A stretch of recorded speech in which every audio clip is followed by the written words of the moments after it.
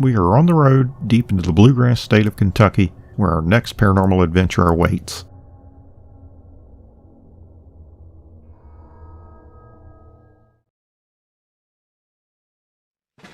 The Battle of Perryville was fought on October 8, 1862, in the Chaplain Hills west of Perryville, Kentucky, as a culmination of the Confederate Heartland Offensive during the American Civil War.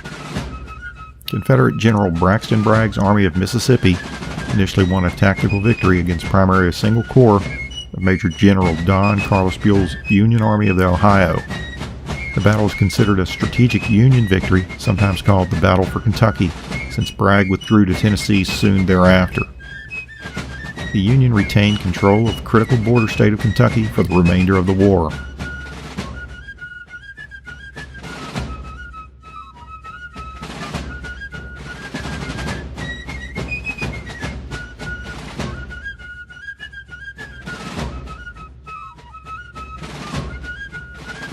Considering the casualties relative to the engaged strengths of the armies, the Battle of Perryville was one of the bloodiest battles of the Civil War. It was the largest battle fought in the state of Kentucky. Following the Battle of Perryville, the Union maintained control of Kentucky for the remainder of the war.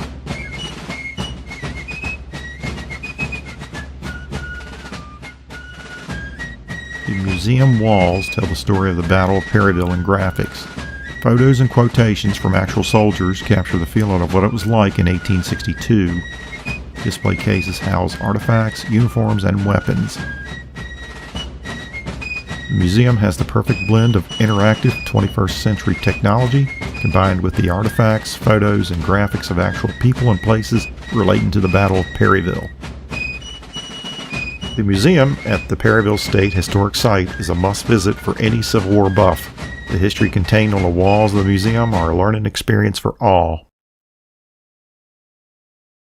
Hey, this is Marty with Black Raven Paranormal. We're here at the Perryville Battlefield in Perryville, Kentucky. Going to be doing a little bit of exploring today around the battlefield, some of the hot spots, taking in some scenery, some photographs, video, whatnot. And then tonight, I'm very excited to say, we are going to be investigating on this battlefield some of the known hot spots. It's known as one of the more haunted battlefields in the United States, and we're very excited and thrilled, really. We're very excited to be investigating here. We're doing some scouting out on the battlefield today. Being very unfamiliar, this is our first time here, and we're trying to get a grasp of some of the major hot spots on this battlefield that we can investigate tonight. Again, this is our first time here. And this battlefield's quite large. There's a lot of area to cover, and it's just two of us tonight. So we are literally picking out the active hotspots, and this is based on information from the park ranger staff here.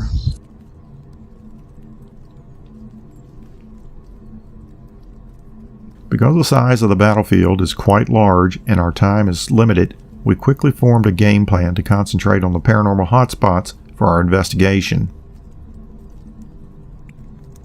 Based upon our research, we immediately identified the battleground cemetery where over 400 unknown Confederate soldiers are buried, the Battlefield Museum where the park staff has reported numerous encounters with a young child soldier, and the Dye House, which was used as a hospital during and after the battle. The park staff added additional locations on the battlefield in which we are now trying to locate. Okay, one thing we are doing is we are marking off the hot spots where we have been told there is an abundance of paranormal activity, haunted activity. One is going to be the museum, 2 will be the cemetery across from the museum, 3 will be the area around the Dye House, and now we are heading up a hill here to one other location here we're going to add.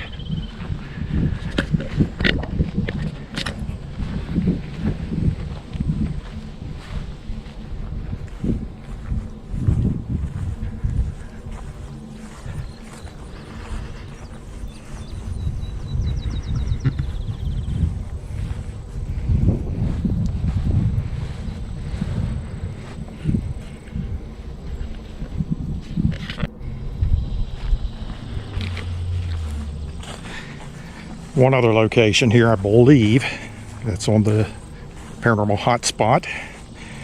And that's it. Number 7, the cornfield. So you see the cornfield right in front of us.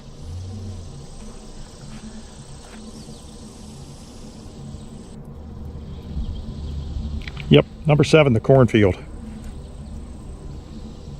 A lot of activity going in. A lot of activity going on here as of late, according to the park rangers. And this is area number 7, the cornfield. So we will definitely have to hit this. We were told 8, 7, and 6. And our next objective here exploring the battlefield today is to find location 6, which I believe may be right up on the hill here. I'm going to go check it now. And we have found location 6, defense of Parsons Ridge. You would have had Union troops here early. They were driven, or you would have had Union troops here early. Southerners drove them down into the peak below. Actually, this valley in front of us. And then they would have maintained this and charged down that way as well. So you got a combination of Union and Confederate troops in this area.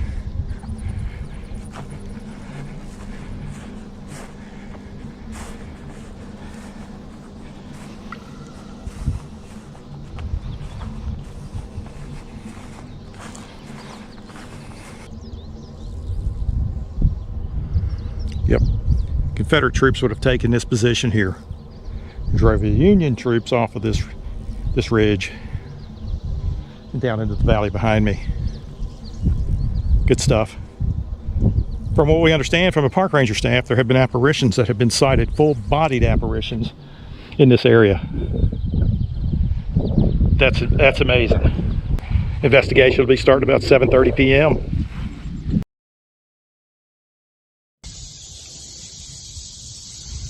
Hey Ash, thanks for everything. Hey, this is Marty with Black Raven Paranormal. We are ready to begin our investigation. We're here on the grounds of the John Dye House, actually known as the Dye House. It was owned by John Dye. He lived here with his 4 children, wife, and 6 slaves. The battle, of course, was in October of 1862, and the incredible thing about this house, it was used as a Confederate headquarters. Confederate General Simon Bolivar Buckner used this as his headquarters during the battle.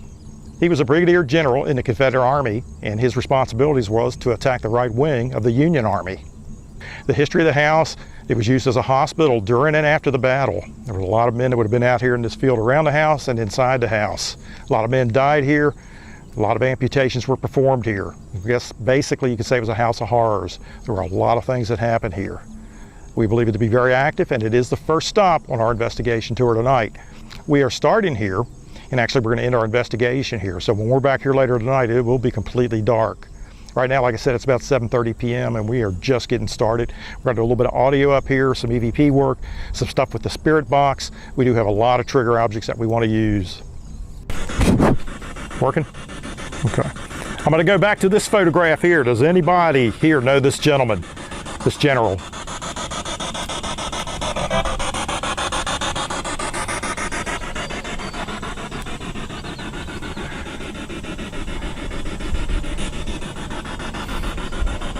Can you give me a name, please?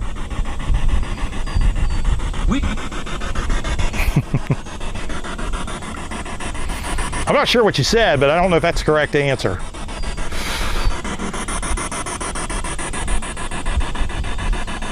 Did anybody ever serve with the general? Anybody serve under the general?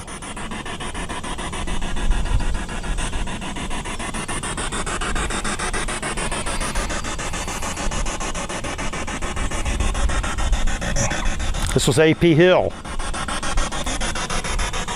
A.P. Hill.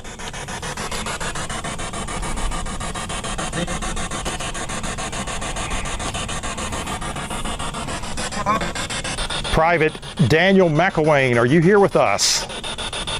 Private Daniel McElwain, are you here with us?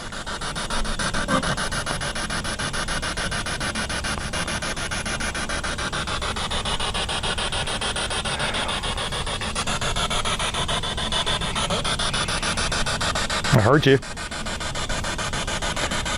Private Daniel McElwain.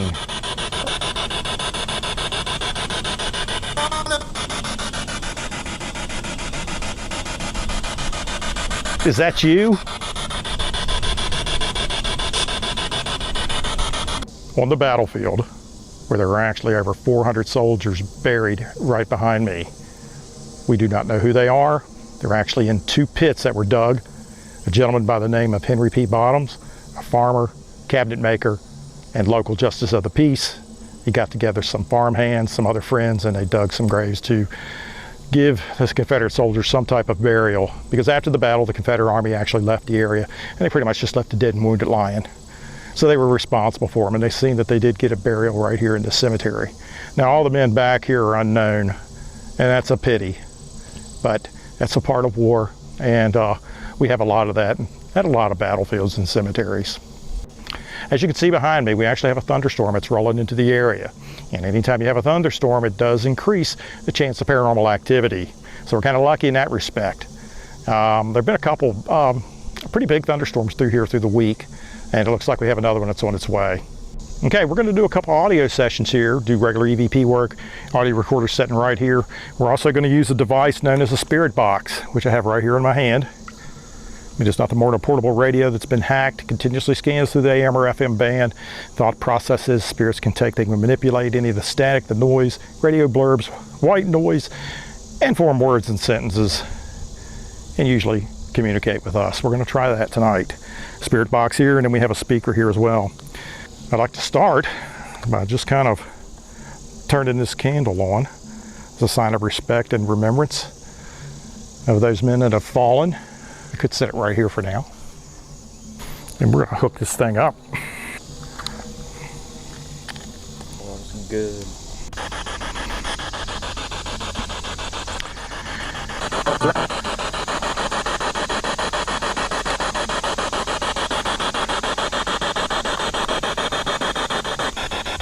Are there any gentlemen here, any men from Virginia?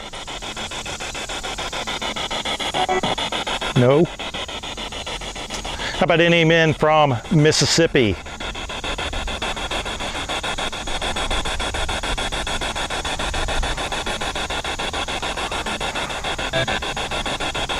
Yeah. Any men from Tennessee?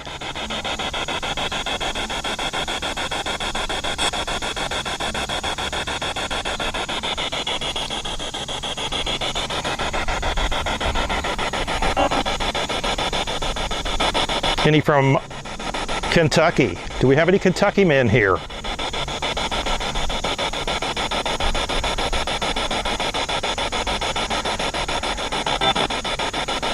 Can you say this man's last name? Do you know this general?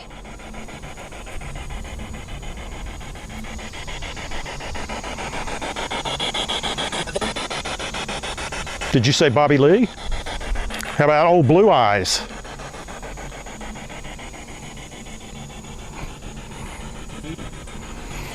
Do you know this man?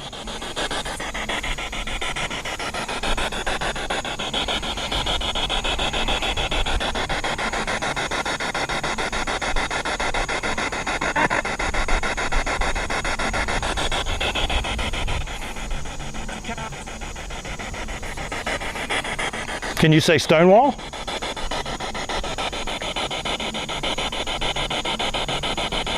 Might anybody know him from the Mexican War?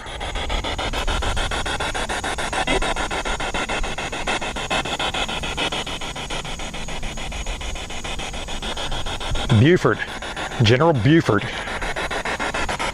Well, we're going to take a walk across the cemetery here. You come behind me.